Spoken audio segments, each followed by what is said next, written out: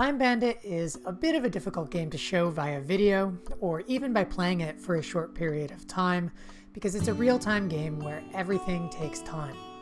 The way that it's really meant to be played is for just a few minutes at a time over the course of days and weeks, slowly making progress by saving the game and coming back to it.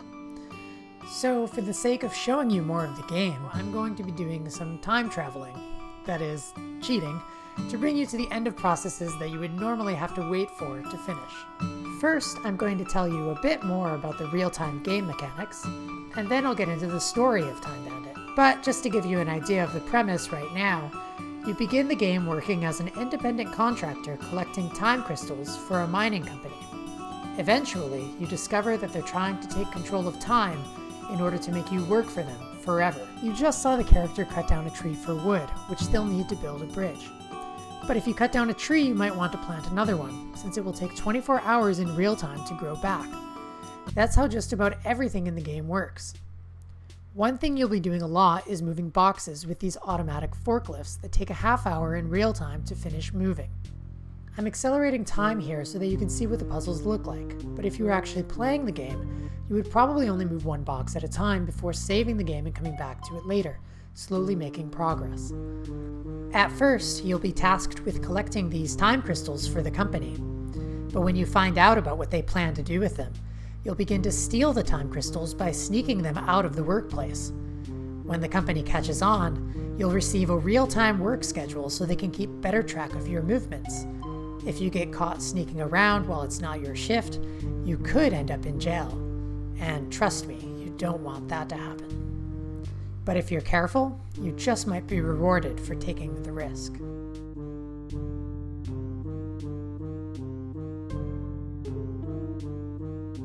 Another significant real-time game mechanic is an energy meter that goes down slowly while you work.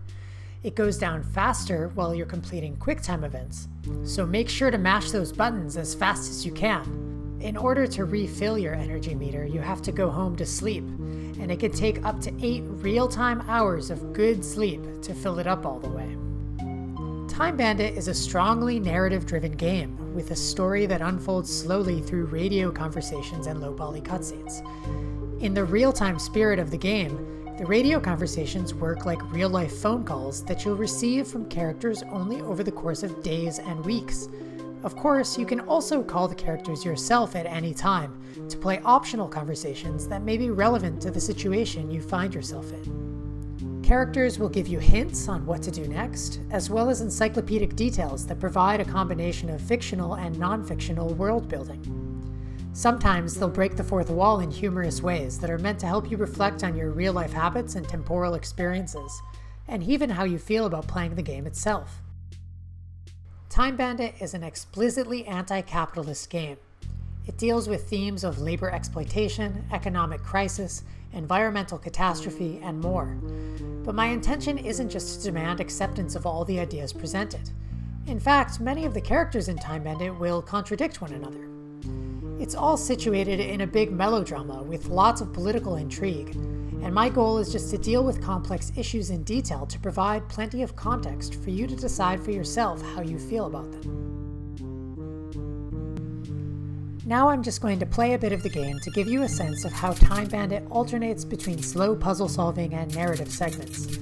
This is an early part of the game with a bit more exposition and before the company has deployed robots because they've started to suspect someone is stealing from them. Even the main mechanics of Time Bandit are introduced slowly to fit the real-time feel of the game.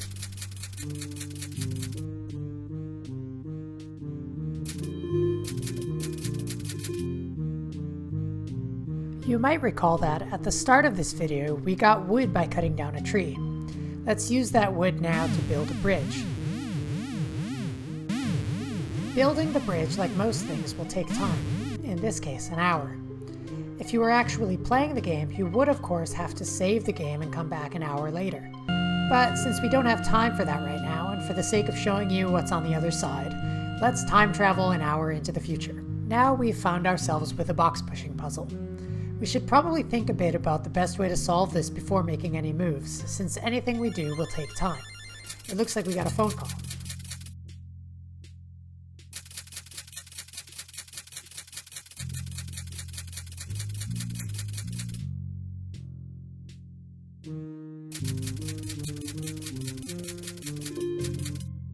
So she gave us a little clue about this puzzle.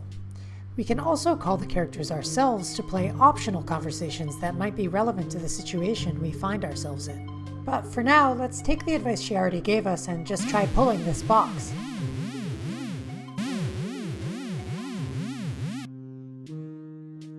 This time I'm not going to do any time travel. I want to see if there's other stuff that we can do in the meantime. You can actually do a lot of multitasking in Time Bandit. Eventually, you'll be able to buy more forklifts so you can push more than one box at a time, maybe in different areas, so you're not just stuck waiting while solving one puzzle, but can slowly make progress on different puzzles at the same time. You might be rewarded a bit for exploring and opening up access to new areas and even some shortcuts.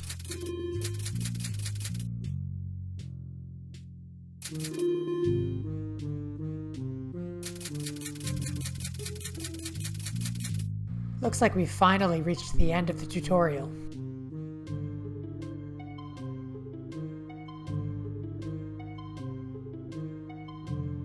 It looks like we should be able to get in here if we push this box, so I'm going to try that.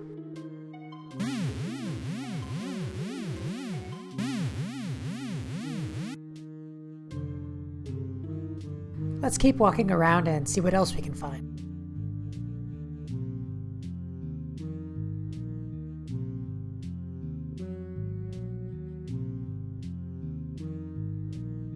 It looks like there's a lot of time crystals over here, but I'm not sure how to move all these piles of trash out of the way.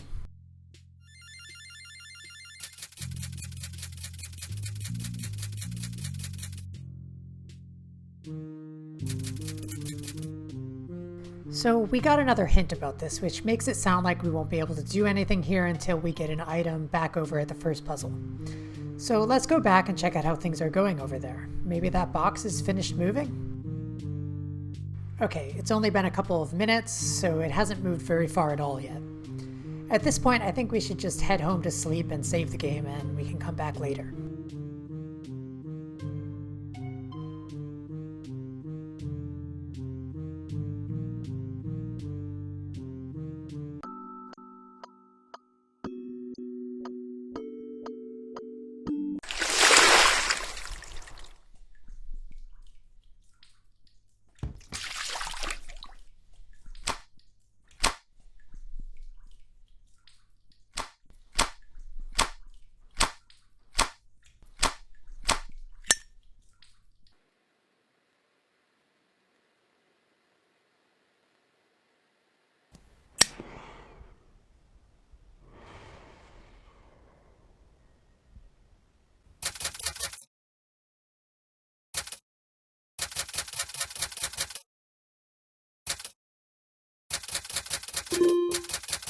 So this character is asking us when we can meet him tomorrow.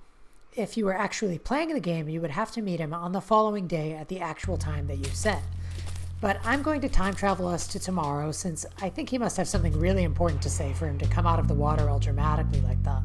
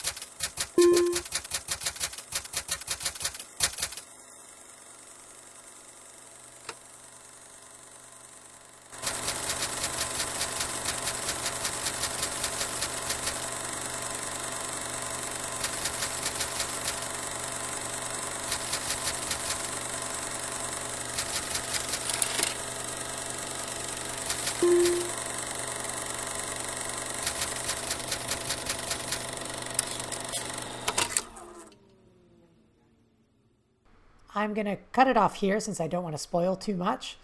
That was just the first half of the cutscene, and if you want to see the whole thing, you can download the demo of Time Bandit, which is available now on itch.io.